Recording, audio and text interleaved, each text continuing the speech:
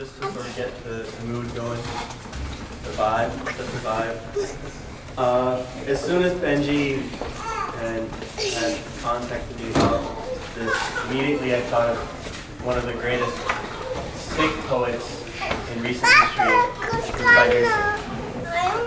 And a lot of us have grown up hearing about Bhavir Singh. You know, he was an instrumental figure in this Singh Sabha movement, and he alone was an incredible force. He was very learned, Gursikh, very devout. He was part of or involved with the building of the first Khalsa school. And so many architecture projects, so many gurdwaras, schools. He helped start newspapers. He wrote a lot of books, both fictional stories based on historical facts, as well as poetry. He even translated Gurmat.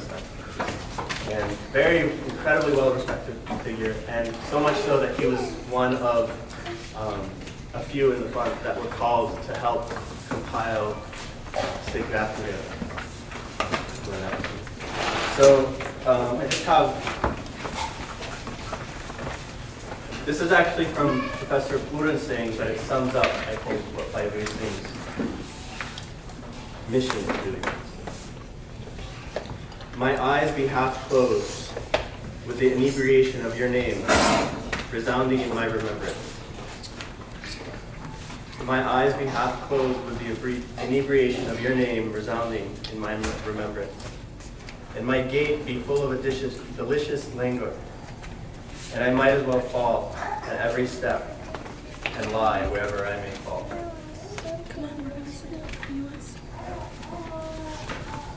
So Bhavir Singh, the entire field of his activities was centered around this reawakening of the spiritual path within the Sikh month. He wanted to awaken Punjab, all of India, all of Sikhi. There's an excerpt here. I picked a coal and washed it with soap, milk, and curd. But that coal did not shed its blackness. It did not change its color. Separation from fire had made it black. But put it in fire and see how it glows. And what Bhavir Singh Ji is alluding to is that the individual, us, we are that piece of coal. And Naam is that fire, Guru, Gurmat, the path is that fire. And when you put that fire, or the coal into that fire, then that coal, that element receives its true color. That's background music. Background music. So, but that spark is what we need to rekindle within ourselves. And whether that's, 100 years ago during the beginnings of the Singh Sabha movement, or the midst of it, or right now, I think every child when it's born sort of begins a new life, begins a new reawakening within the fun. Guru says, "Man tu jog sarup hai, param bachan." And I think this is also very much in line with that. Where can we find that spark? Okay, so that's just the introduction to actually what I want to do, which is two poems. One is a famous one by Bhavir Singh, probably his most famous one, Gamdi Kalai. There's even a movie made that has nothing to do with the poem, but somehow was, I think, commercialized into that. But it's all in Punjabi, and it's a very unique form of Punjabi. So I don't even know if I can translate it. I'm sure I can't translate it. So if anybody else kind of gets the gist of it, and you want to add to it, either way, listening to the words, you get the spirit of it. I know the first two lines, and I'll share those with you, and then I'll keep going. ਸੁਪਨੇ ਵਿੱਚ ਤੁਸੀਂ ਮਿਲੇ ਅਸਾਨੂੰ ਅਸਾਂ ਤਾਂ ਗੱਲ ਵੱਖਰੀ ਪਾਈ ਨਿਰਾ ਨੂਰ ਤੁਸੀਂ ਹੱਥ ਨਾ ਆਏ ਸਾਡੀ ਕੰਮ ਦੀ ਰਹੀ ਕਲਾ Supne vich, in my dream, tusi mile asan. You came and met me. Asat ang gal vakri pa. I tried to embrace you. Nira Nur was just pure light. Tusi hat na aaye. Nothing came into my hands. There was nothing but that light. Sadi kam di rahe galat. And my hands were left. ਤਾਂ ਚਰਨਾ ਤੇ ਸੀਸ ਨਿਵਾਇਆ ਸਾਡੇ ਮੱਥੇ ਚਹੁ ਨਾ ਪਾਈ ਤੁਸੀਂ ਉੱਚੇ ਅਸੀਂ ਨੀਵੇਂ ਸਾਂ ਸਾਡੀ ਪੇਸ਼ ਨਾ ਗਿਆ ਕਾਈ ਫਿਰ ਲੜ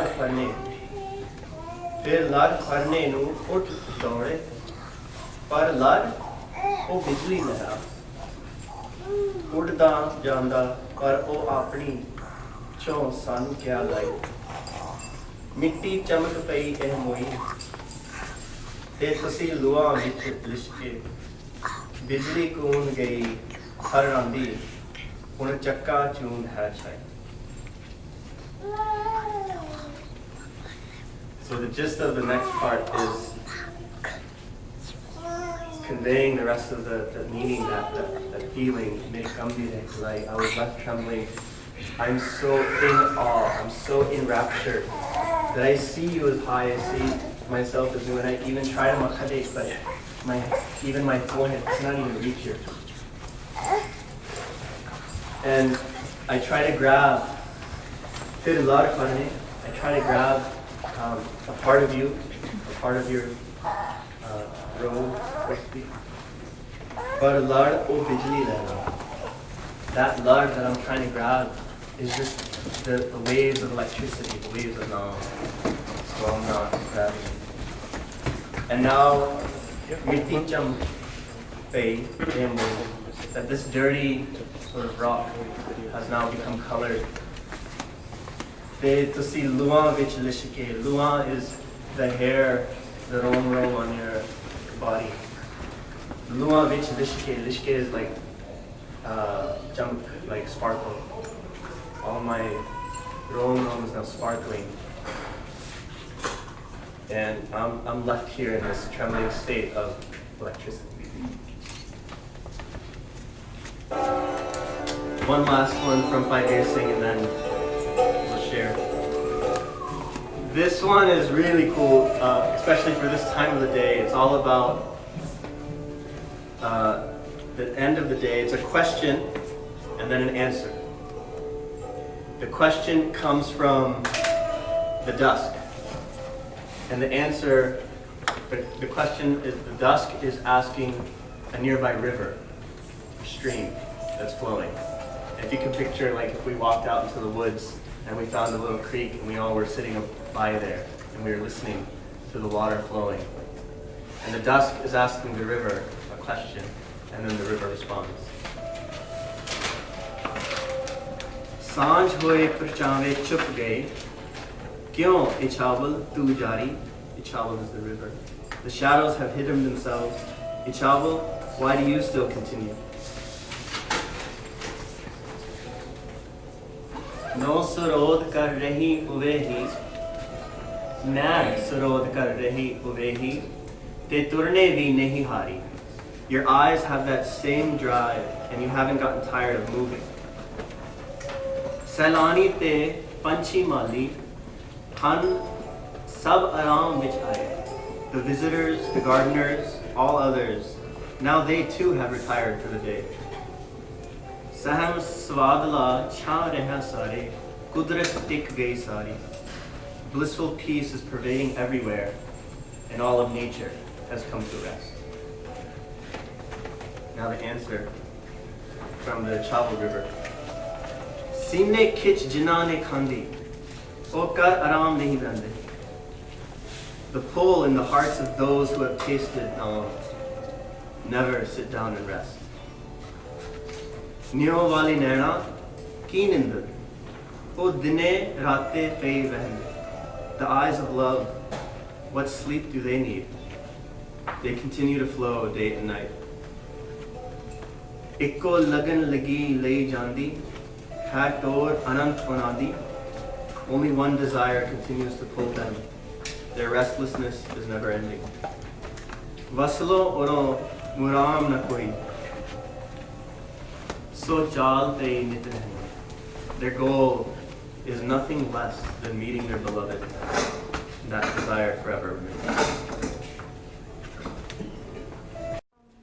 piece I'll be presenting is based on a Shakespearean sonnet.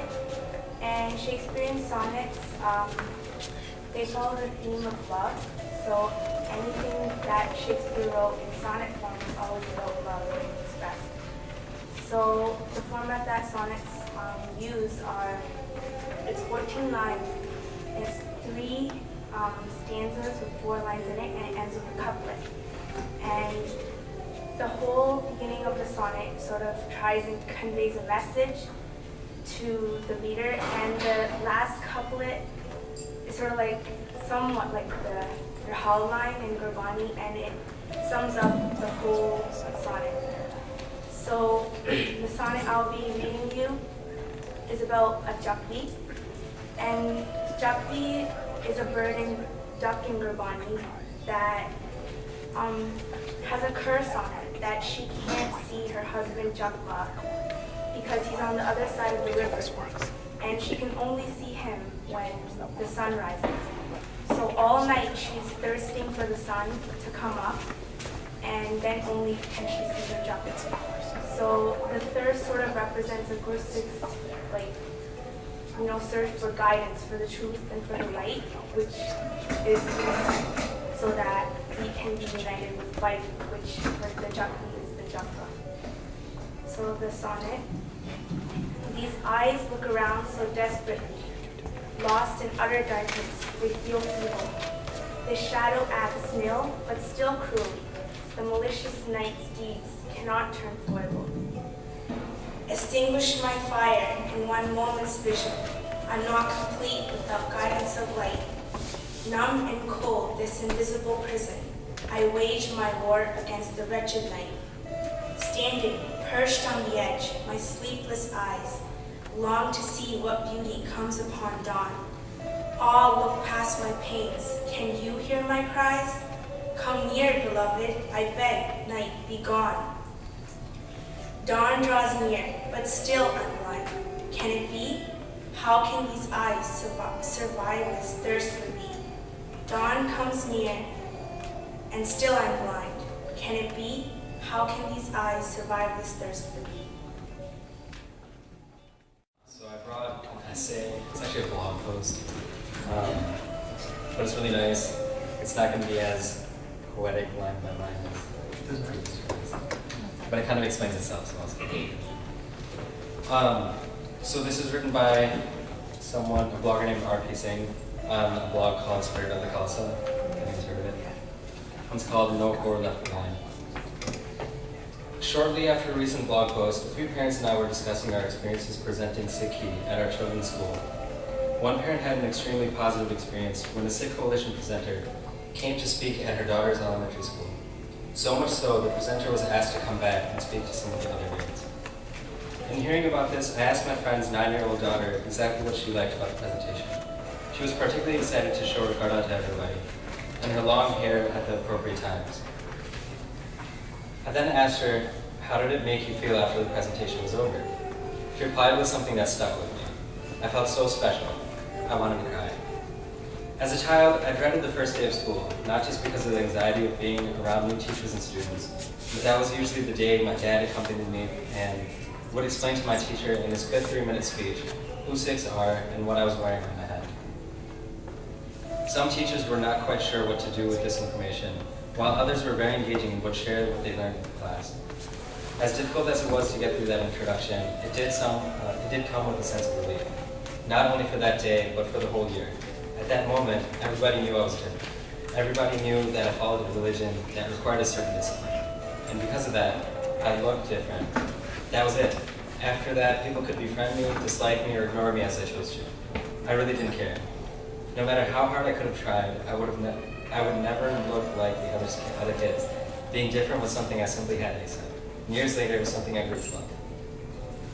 So many of my friends thought that So many of my friends throughout my school year struggled to find their identity and to develop their sense of individuality. With my Sikhi, I didn't even have to try. I believe these experiences over time have helped develop my self-confidence, and those few awkward moments every year where my father would educate my teacher played an important role in that. My sister and I were raised in the same Sikh values at home, but my parents never visited her classes, nor did they ever feel a need to explain to her teachers or other students that she was a Sikh. And why should they? Let's be honest. Those 3-minute talks with my teacher were not to promote Sikhi awareness. It was simply to convey enough understanding so that I wouldn't get bullied and want to come home and cut my hair.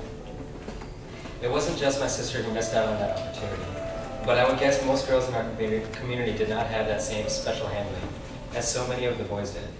I wonder what teachable moments were missed, what life lessons could have been learned. Sure, we all have struggles to overcome during our adolescence that help build character. It does need to be because of our faith or identity. But I feel the boys of our community get that extra support and encouragement by default, where the girls are often overlooked. As you can imagine, there are broader issues here, much of which goes back to the double standards we see in our communities every day. Young boys are praised and encouraged to wear this thong, but what about young girls? How many of the Sarabandis for Sikh girls, women have you attended? When a boy cuts his hair, the whole community is vigilant, asking, what should we do about the boys? But a Sikh girl cutting her hair goes unnoticed. We all praise young children, boys and girls alike, when they reach milestones on their Sikhi, learn a new shabad, memorize their part, etc. But how many of us encourage the teenage girl who is aspiring to take Amrit? Last month, many of us read a fascinating article by Lisa Bloom about the traditional way we speak to young girls and how it sends all the wrong messages. It made me wonder if we need to rethink the way we talk to our little girls. Even amongst our daughters' Sikh friends, we are quick to compliment them about their clothing or about their hobbies and TV shows, but I rarely ask how many Mortys and Japji Sahib they've memorized, or ask them to explain the meaning of the shabad they just sang, or explain it to them if they don't know it. Nor have I asked any of the older ones how far along they are in their practice for eternity living.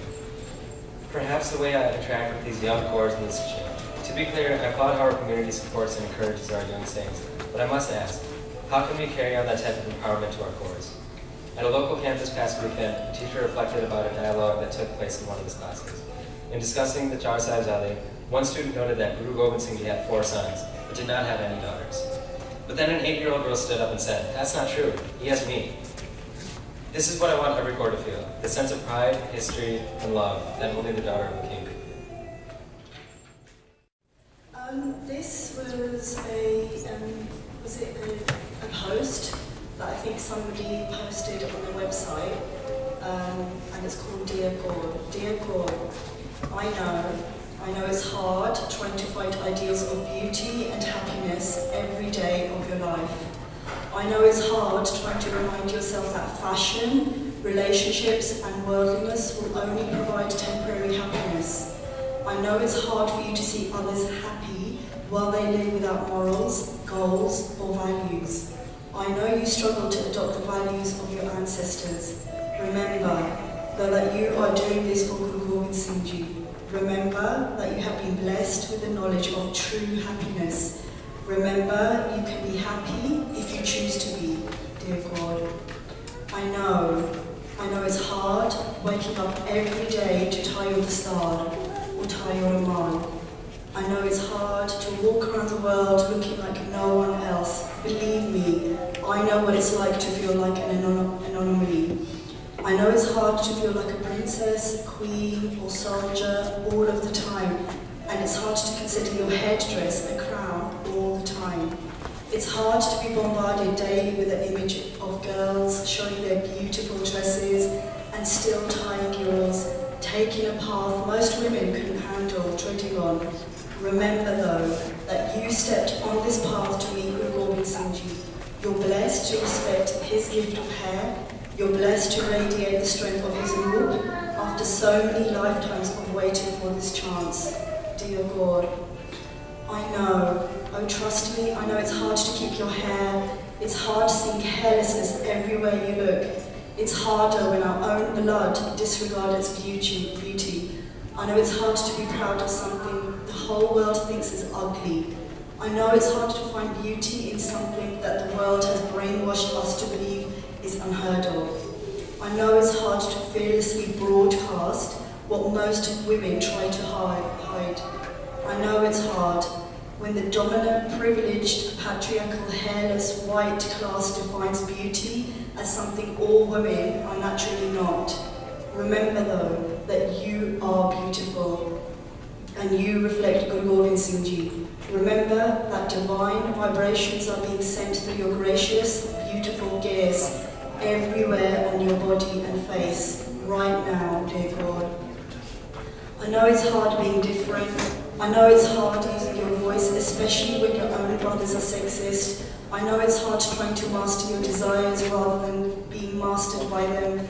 I know it's hard not succumbing to worldly pleasures. I know it's hard to keep fighting and hard not to give up, especially when your sisters leave you, let alone when your conscience leaves you. I know. I know it's hard to be truthful and to be accepted, and when you don't even accept it yourself. I know it's hard to sift through the truth in this world's dark pool of lies. At the end of the day, at the end of your life, remember, you did this for Guru Gobind Singh Ji. You wanted to be his, the Khalsa nation. You wanted to be his daughter, and in becoming his daughter, he made you a god, a prince, an heir to the kingdom of the Khalsa nation. You are not just a human being, you are a leader, a warrior, a revolutionary, a soldier. You are regal, and you have already come so far by holding your head on your palm in the dedication of true beauty, true joy, and true strength. Do not give up. Do not assume you're at the bottom of the mountain. Realize you're standing on top with the waving orange Nishan Sahib of your nation in your hand. We all make mistakes, sister, but we don't all come as far as you have. Stand tall, stand proud. Diya, Dismiss Diya, as if we are the daughters of Guru Gobind Singh. Pago, Diya Bhena, we are the sisters of my Pago. Shera Mangur Gurjana, we will roar like lions. Nahi dar ke rehna, we will not live in fear.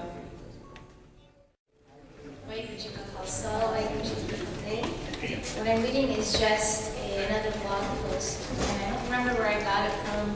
I remember just saving it on my computer because at that time I could really connect to it. But take it for what it is. I think this is just somebody's personal feelings typed up, and in a way, this is just kind of Sikh history alluded to in each and every sentence of this post.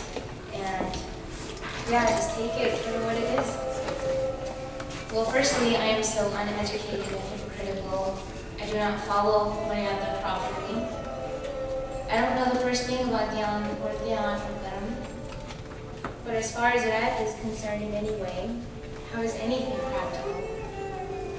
I know this is very off topic for this thread, but people above were talking about how things are practical. I don't think it's about practicality ever in Sikhi.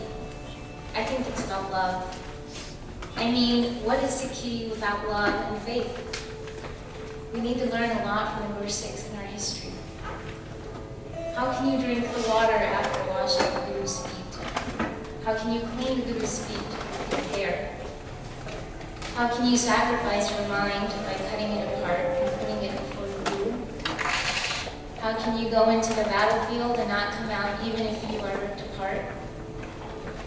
How can you work with your hands while doing Simran? How can you remember?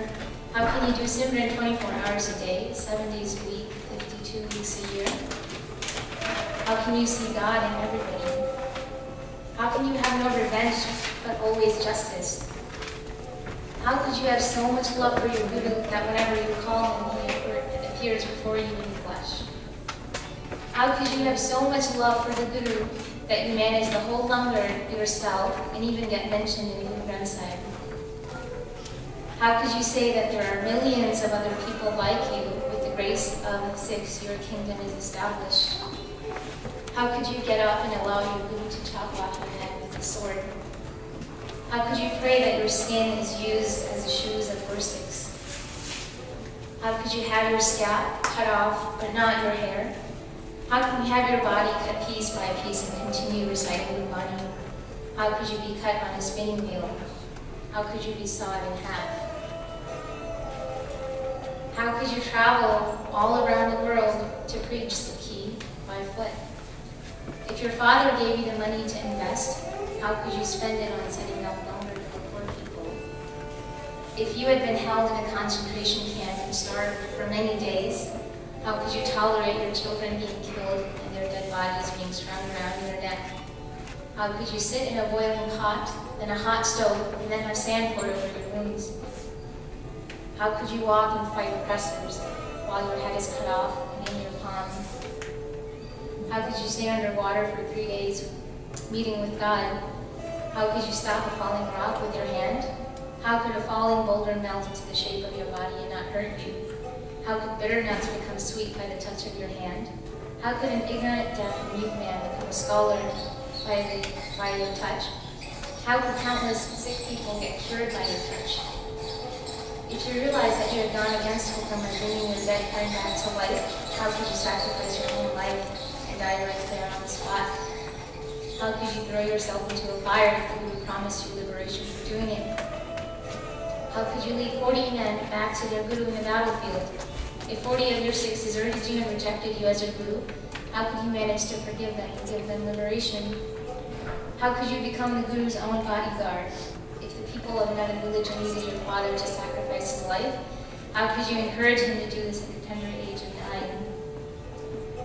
How could you watch your Sikhs being killed in many ways and then give your own life instead of accepting Islam and putting other religious groups at risk?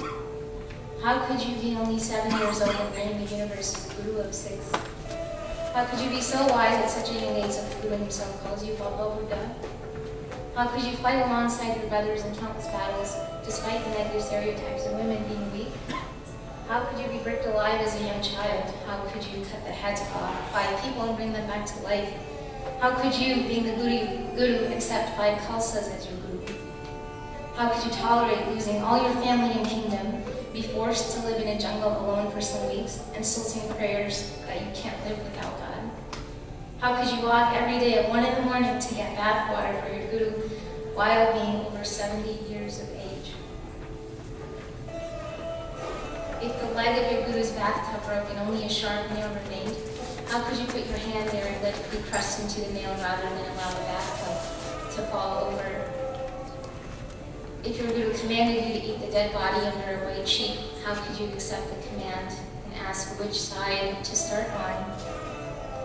How could you, being the Guru, tell a Sikh that your beard was made to clean his feet? How could you hold up the ship of your Sikh on your shoulder while sitting in a hut meditating? If the whole town was taken over by imposters and fake Gurus, how could you recognize the real Guru? How could you eat the leftover nuts from the manure of horses in the Guru's fort rather than let it go to waste? How could you, despite being accused of being an elitist Brahmin, eat the leftovers of the Sangat's langar rather than let it go to waste? How could you manage to have your own son's beating heart thrust into your mouth? How could you inspire your son-in-law to become Maharaja of Punjab and then fight alongside him in many battles against oppressors? If you were the Maharaja of Punjab and made mistakes against Sikhi, how could you tolerate being publicly whipped at a Galpa? How could you have the spiritual faith and strength to stop the fastest flowing river in India in order to pass your army from one side to the other? If you were a Singh warrior, how could battle with countless oppressive armies, raid and loot villages, have to rescue many young girls and women but never once have a bad thought about them? How could you fight to the death against thousands of attackers with one sword? How could you live 40 days on a hunger strike rather than break your side of the law you could bake? How could you spend almost 8 years in solitary confinement in a small dark room? How could you put yourself on the edge of a well while doing Simran so that if you fall asleep, you will die? How could you start orphanages and treatment camps open to thousands of people, regardless of their religion or background? How could you work endlessly to protect the environment and the rights of animals in your society? How could you do 1 Akhand Path per week every year for several years of your life? How could you defend from either side against tanks, helicopters, and highly trained commandos with just a group of Singhs? How could you get tens of thousands of people to take Amrit in the span of a few months? How could you strap a bomb to your body and sacrifice your own life to bring justice to the corrupt Chief Minister of Punjab? How could you sacrifice your own life to bring justice to the corrupt Prime Minister of India? How could you spend years and years in Punjab jails being tortured? How could you fight endlessly for human rights despite the risks to your own life? And still have pyar, still have faith, still do simran, still love Guruji, and still sing Tera Kiya Meetha Lage. How could you? Is it impractical? These were real Sikhs, each and every line above, and this is just a fraction of them all. How could they do those things for their Guru and still stay in Jardi Kala? I could never. I can't imagine. I could never imagine I have no courage, no love, no faith. I take this history for granted every day. I'm overdramatic, unappreciative, irresponsible, and fraudulent. I could never do these things. These are the Khalsa Bhav. This is what real faith is. We are the children of an inexplicable, magnificent legacy. This is Pyar, this is Sikhi. May Guruji bless us with the dust of their feet. Bol Gurmat Prabha, Bhai Guruji Ko Khalsa, Bhai Guruji. This is really short. It's not, but this is my dad put this on the mirror in his room. So I've seen this for a long time. This is a poem by Helen Steiner Rice. It's called Let Go and Let God. When you're troubled and worried and sick at heart, and your plans are upset and your world falls apart, remember God's ready and waiting to share the burden you find much too heavy to bear. So with faith, let go and let God lead the way into a brighter and less troubled day. This is a story that I had read when I was in college, and it kind of stuck with me then, and it still kind of stays with me today. Every time I come across it, it touches me in a different way. But it's called The Village of Children, and it's a Sakhi that's an adaptation of Baba Ishwar Singh Ji's audio tape Sakhis. Something about the village graveyard set it apart. During my travels, I had seen literally hundreds of graveyards. Usually graveyards are somber and somewhat resigned under the weight of death. But this one was different. Besides being well kept, which is in itself not unusual, it was designed more like a garden of life than a cradle of death. What set it truly apart was the cheerfulness of its structure. Its shady trees and sunny flowers seductively invited me in.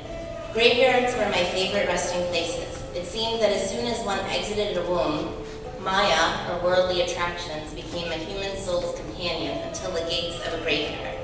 Perhaps it was the absence of Maya in such places that kept my hopes of enlightenment alive. I had left home when I had turned 20. Although I didn't know it then, I had set out to find a place free of illusions. I had traveled to majestic temples, sober ashrams, holy rivers, renowned sadhus, and any other religious place I had been told about. Yet my mind was as restless as when I had first started. The holy places and the holy people at these places were among the most devout followers of Maya. After more than 12 years of searching, I had given up hope and reluctantly decided to return home and begin a worldly life. It was on my journey home that I came upon this unusual village graveyard. Although it was only mid-morning, I gave in to the cry of my aching muscles and entered the graveyard through a small wooden door. I put down my knapsack and looked at some of the tombstones. The tombstone entries always reminded me of my transitory place on earth. But this graveyard was full of surprises. There were 3 entries on each stone. Name of the deceased person, the year of birth, and instead of the usual death of year, the 3rd entry was years of life.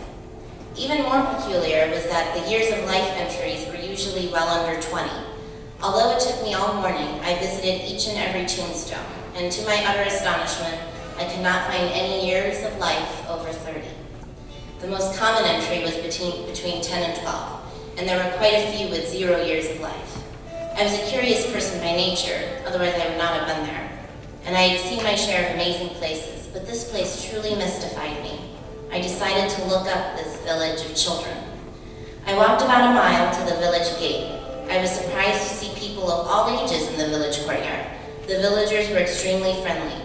They came and, not unlike children, touched and greeted me and offered me all sorts of refreshments and foods.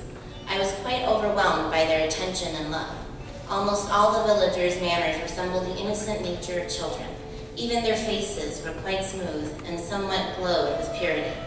There was a group of elders sitting around an old tree. I decided to ask them about this heavenly place. I approached the men. They greeted me warmly, and at an appropriate time I asked, "Respected sirs, I have seen many places and many people, but even at the most holiest of these places, I could not find the life and love that pervades this place. Perhaps I am in a dream." I trailed off. They all smiled. I hurriedly continued, "I would very much like it if you would explain this rather peculiar place. I was also very intrigued by the graveyard at the entrance of the village. Is that where you bury your young ones?" After a short pause, the most elderly man spoke. "Traveler, you look like a man who would benefit much from the story I will tell you. Listen carefully, and it will change your life."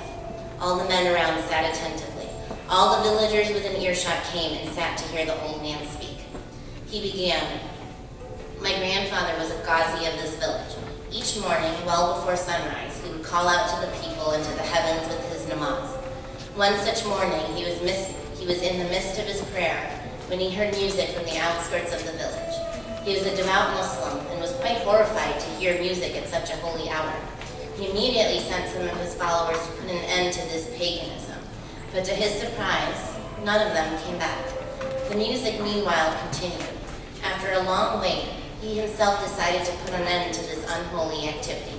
So quite angrily, he strode towards the music. But the closer he got, the more he realized that it wasn't his anger that was responsible for this hurried strides. Rather, it was the exquisite beauty in the music. Finally, when he got close to see the music makers, not only did his body lose the ability to move, his mind too stopped the madman's dance it had been doing since its birth. He literally stood rooted to a spot for the duration of the recital. The music cast a spell on him. It traveled inwards to subtle places he had read about only in the scriptures. He would often look back at that moment, and dreamily acclaimed, "I drank life to the fullest during those hours." There was a long pause during which the storyteller and the story listeners let the stillness of the story enter the depths of their beings. The elderly man continued. "The music makers were the great Guru Nanak and his companion Mardanaji. I am sure you have heard of him." I meekly nodded and mumbled, "I have, but haven't had the grace of meeting any of his followers." "That is perhaps why, my friend, you are here," the man prophetically said. "At the end of the recital, my grandfather and all the others present simply surrendered themselves to the Guru. This was largely just a symbolic act because the moment each of them had seen the Guru, they had lost themselves to him. Guru Nanak graced this village for 3 days and 3 nights. My grandfather named those days the stillness days, because he said it was during those days that he and others learned about the one found only within the stillness of the mind. We observe those days like others observe their birthdays. Indeed, those days were the birthday of the village's inner man." He chuckled, "If you are impressed with the village now, you should see the love of the villagers in those 5 days." But as is the nature of the human mind, the elder soberly continued, "It wasn't long after Guru Nanak's departure that the village started returning to its normal, numb, and dark existence. This greatly troubled my grandfather and others like him, who became Guru Nanaks and Guru Nanaks only. They tried very hard through teaching and preaching to keep the message of the Guru alive. Finally, after all the normal means failed, they came up with the following village tradition. Each villager keeps a diary. It is mandatory that each night before sleep, each person make an entry in the diary. Even children and people who cannot read or write have to get this entry made. The entry is simply the amount of time during the day that was spent in Simran or in Seva. At the end of the person's life, the entries are accumulated, and that, my dear traveler, is the years of life you see on the tombstones." The storyteller paused to let the magnitude of what he had told to me sink into me. He continued, "It is perhaps that which allows us to be free with our love. We are reminded each and every day what real life is. The time spent in Simran or Seva is the only life we consider as been worthy of being called life. I traveled and searched no more. This indeed was the illusionless place I was seeking." So I'm going to be reading The Flowers of Guruji, and it's a short story. I just think it's really inspiring during the times that you start doubting yourself, kind of your Sikhi, and the way you should remember our Shahis and the things they've done for us. had been 3 days, 3 long, hot summer days. Sukhnidan Singh was close to dying as he laid there in a wooden cage on a cart drawn by 2 horses. He had been captured by the Mughal forces near the jungles of the Afghan. He hadn't slept or eaten properly for days, so he was weak when he was pounced upon by the Mughal soldiers. He had put up a good fight and even killed a few of them, but he was injured and he was overpowered and captured. The Mughal soldiers had tied him upside down from a tree and beaten him severely. The Mughal soldiers thought that instead of killing him, they would take him to their Nawab.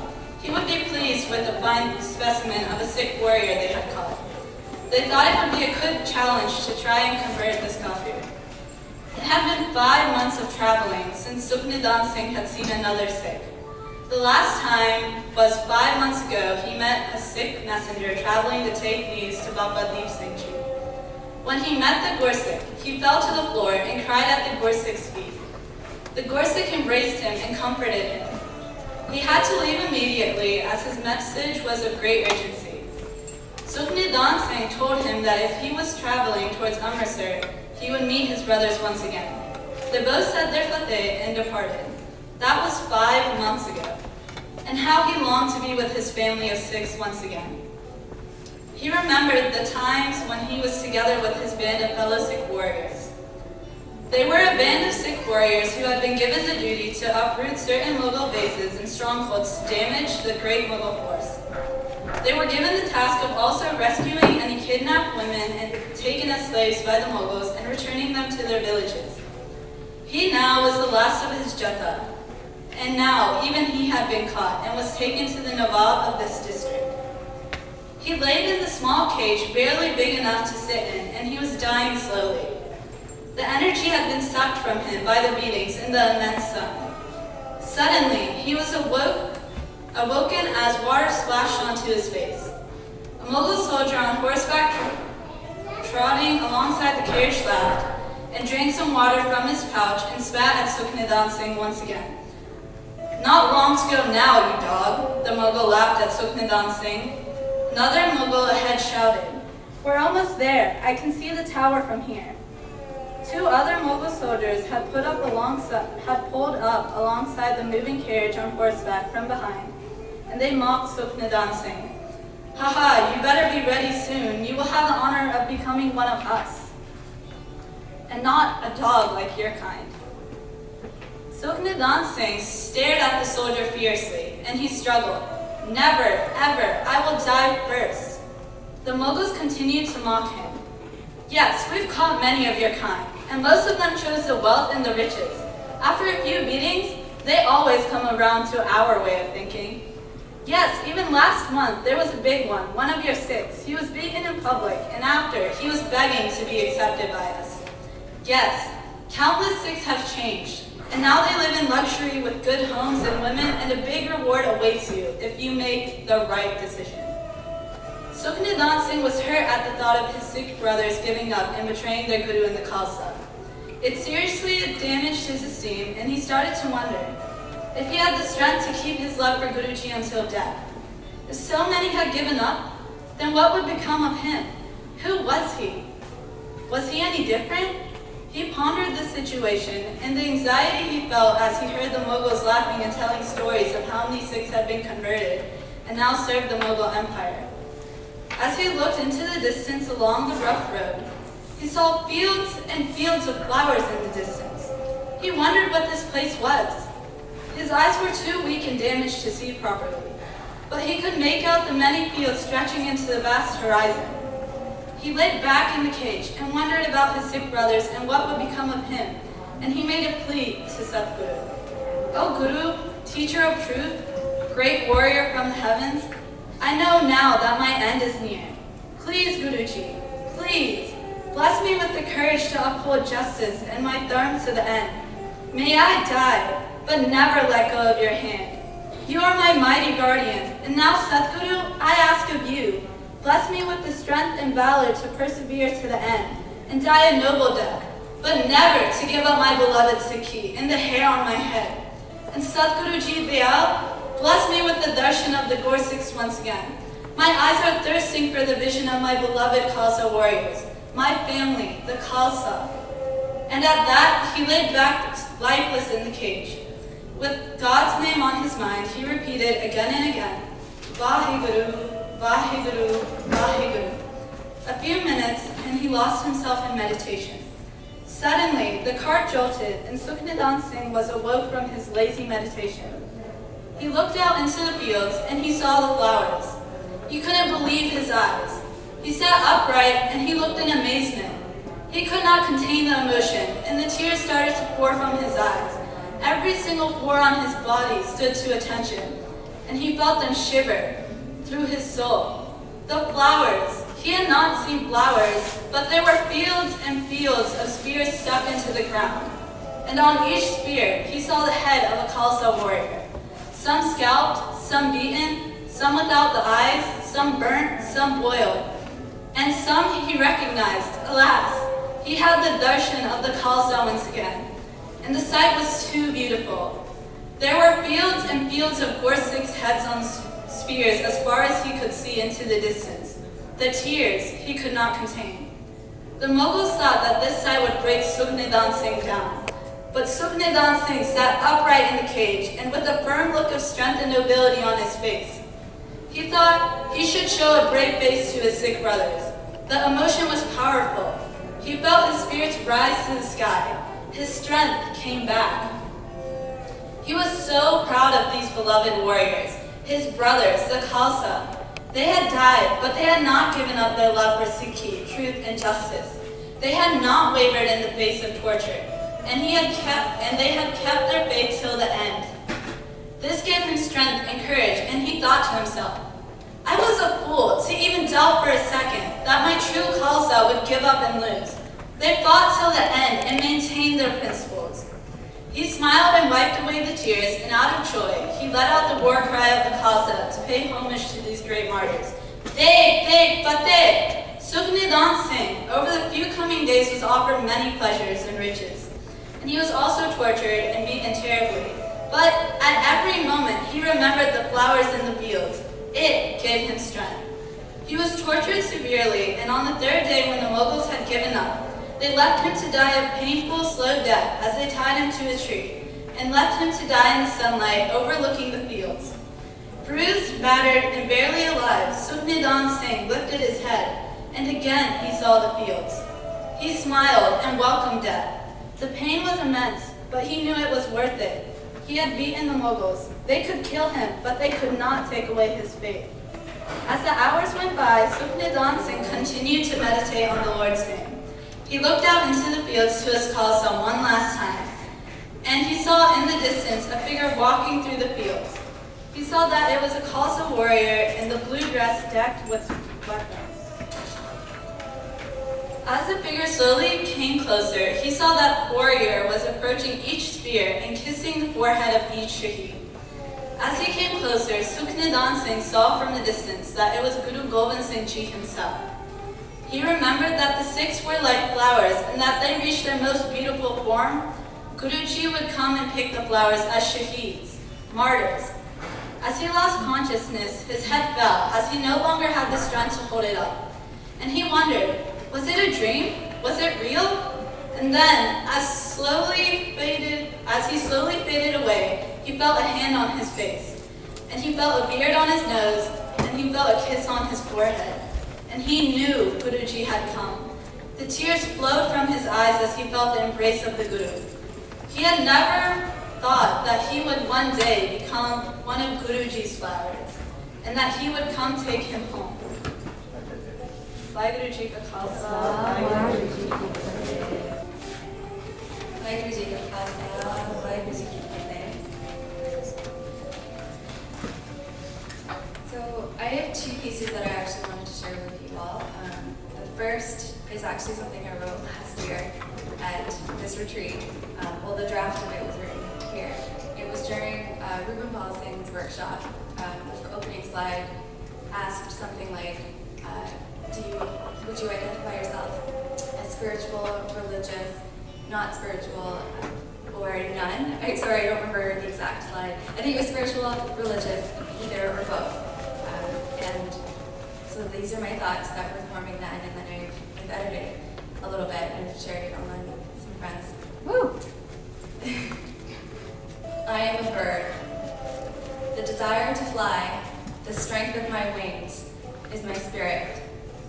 guiding my way, giving me focus, light ahead. Reputations to keep, labels to make, form walls in my sky. Discover the light, break free, just fly. And the second piece is not something that I've written. It's written by Abraham Hicks, who is this person. I don't really know how to describe her, but she talks a lot about the law of attraction, and she talks about the universe is kind of this energy that we're all a part of, and that what we get in our lives is kind of is reciprocated by like what we present and what we are putting out there. And the reason I picked it is because Benji and I were having a discussion about being in the present, and this is something that I struggle with. I'm constantly thinking about things. I'm constantly thinking about what's going on with my Facebook. You know, I've got my phone close by, and it's something that I love trying to put myself in the moment, right here with you all in this moment. And so this quote reminds me of that. There's nothing tiny or insignificant. Everything is significant. And everything flows on the same basis of laws. Whether you are looking at world events or something happening in your kitchen drawer, broad and important, or narrow and seemingly insignificant, there's potential for connection or disconnection with either case. And it is only the connection or disconnection that is of really any importance. So that's the second piece there. I read something small because I'm really nervous being up here. It's not the shortest piece of conversation. Speak up, please. Sorry, I don't actually understand the poem, but I'll read it. And you can tell me. I thought I knew my joy. Sorry. I thought I knew what my joy would be like when I met him. But I was deceived. I knew my ignorance when I met him. I thought I truly imagined the bliss of his kiss, but I knew not till he came. What I thought was knowledge had the dullness of death, but my ignorance beyond knowledge had brought me to his love. And that was written by Professor Gurmat.